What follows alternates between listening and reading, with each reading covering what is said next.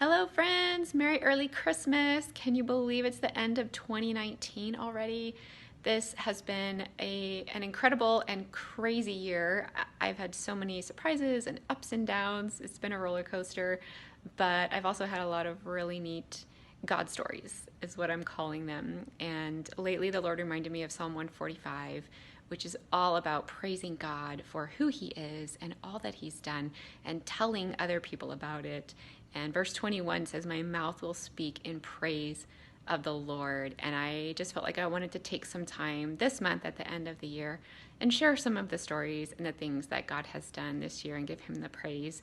And I invite you to do that too. I would love to hear stories about some things God has done in your life this year. So, one story that stands out to me from this year is that through an interesting set of circumstances, I ended up in Sweden for a few days earlier this year.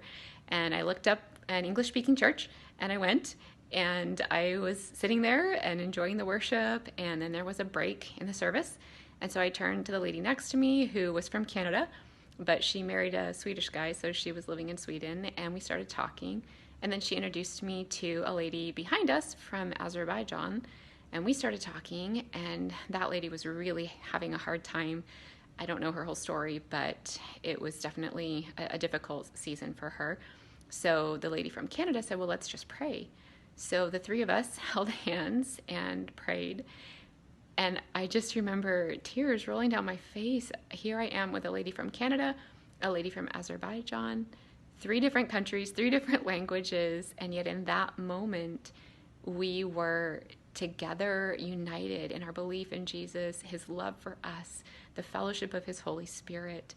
It was such a beautiful moment and such a beautiful reminder of heaven, that this world is not our home.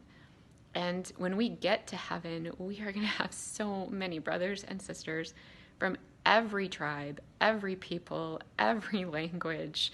And it is going to be amazing. I am so excited for that day.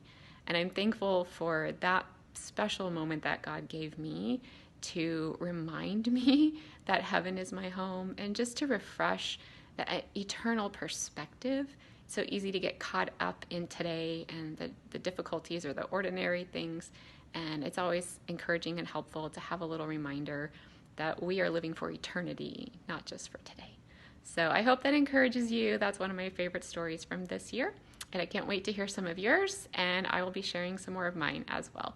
All right, God bless.